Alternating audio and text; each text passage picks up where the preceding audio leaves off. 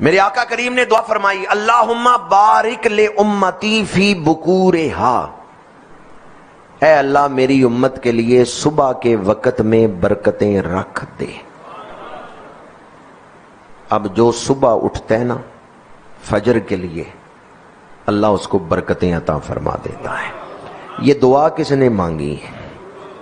اب جو صبح اٹھ رہے اسے حضور کی اس دعا سے حصہ مل رہا ہے۔ اللہم بارک لامتی فی بکورہا، پروردگار میری امت کے لیے صبح کے وقت میں برکتیں رکھ دے۔ تو جو صبح جلدی اٹھتا ہے فجر کے لیے اٹھ رہا ہے، حضور کی اس دعا سے اس کو فیض مل رہا ہے۔ اور اگر کوئی نہیں اٹھتا، میرے آقا کریم صلی اللہ علیہ وآلہ وسلم کی حدیث مبارک ہے،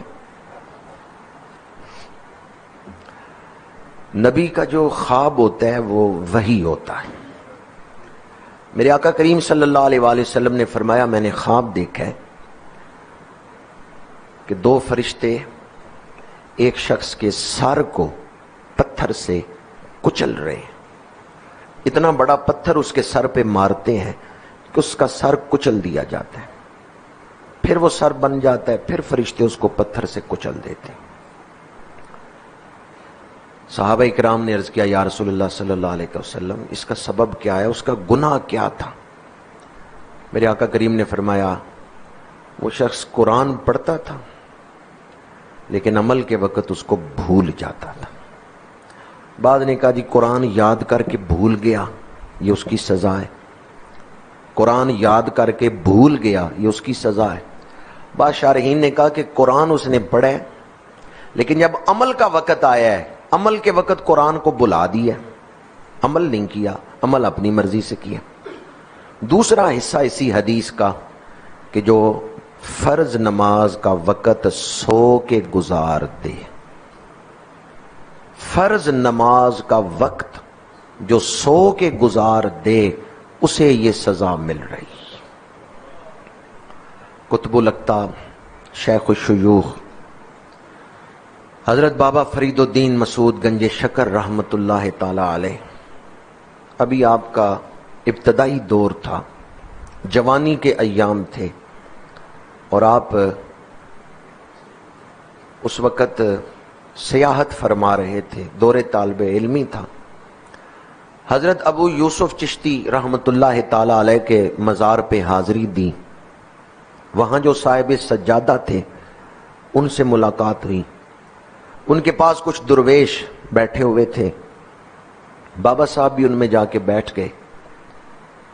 ایک شخص آیا، اس نے اپنا خواب سنایا، اور صاحب سجادہ جو تھے ان سے کہا مجھے اس خواب کی تعبیر بتائیں، میں بڑا پریشان ہوں جب سے میں نے یہ خواب دیکھا ہے۔ ان بزرگوں نے فرمایا بتاؤ کیا خواب دیکھا ہے؟ اس نے کہا جی میں نے خواب دیکھا ہے کہ میں مر گیا ہوں، مجھے موت آ گئی، اور میری میت چارپائی پہ پڑی ہوئی ہے، ارد گرد لوگ بیٹھے رو رہے ہیں۔ جب سے میں نے یہ خواب دیکھا ہے میں پریشان ہوں، کہیں میری موت کا وقت قریب تو نہیں آ گیا، آپ مجھے خواب کی تعبیر دیں۔